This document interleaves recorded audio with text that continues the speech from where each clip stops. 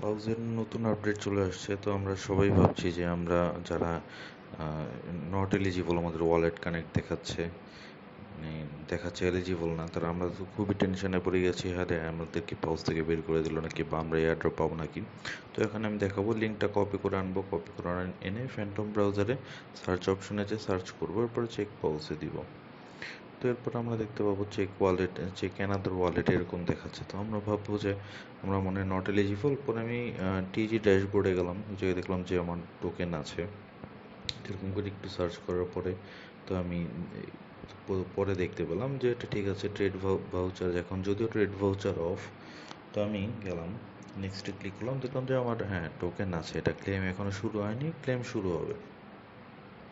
এরপরে হোমে গেলাম, হোমে যাওয়ার পরে দেখলাম যে না, সব কিছু ঠিকঠাক আছে। তুলনা ওজিতে গেলাম। ওজিটার মূলত ব্যাপারটা হচ্ছে যে যখন একটা অফার আসছিল যে 13টা টোকেনের মতো আছে, এগুলি হোল্ড করতে হবে ওয়ালেটে। এই সোলানা ওয়ালেট যেটা আছে এটার মধ্যে হোল্ড করতে হবে। যেরকম দেখতে পাচ্ছি ডগস, ওয়াই ওয়াই ফ্যাট, বঙ্ক, এগুলি, তারপরে অনেক ধরনের টোকেনগুলো আছে যেগুলো। তো এখানে দেখাচ্ছে who is eligible for the Solana OG allocation of pause.